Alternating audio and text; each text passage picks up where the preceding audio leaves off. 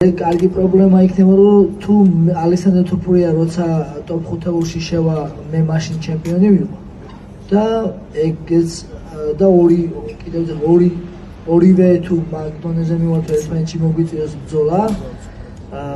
კიდევ ეძახი მე სიამოვნებით დავთმობ ჩემს კამარს და სხვა შეხვდება ალექსანდრე თურფურია და საქართველოს დაწინაურებული ვარ, რომ მაგზავაში კიდე ეყოლება ჩემპიონი, მაგრამ ალექსანდრე თურფურიას კიდევ ბრძოლები ჩასატარებელი და ჩვენ ისე არ შევხვდებით ერთმანეთს, მხოლოდ თუ კამარზე ბრძოლაზე არ გადაიგვეთა ჩვენი გზები და ხო რავი, მოკლედ ნეტა 100 სპორტსმენი ყავდეს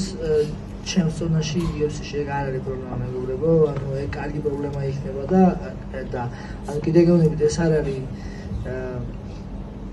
სამოყვარულო სპორტი როგორიცაა ჭიდაობა, ძიუდო, ბოქსი ან ამ შემდეგ, ბოქსი ნუ არის პროფესიონალური და სამოყვარულო რა, საქართველოს ნაკრები რაც არის სამოყვარულო და არის პრინციპი ინდივიდუალური სპორტსმენი როგორც მე, პროფესიონალები ეგენი კიდე ცალკეა და ანუ მოკლედ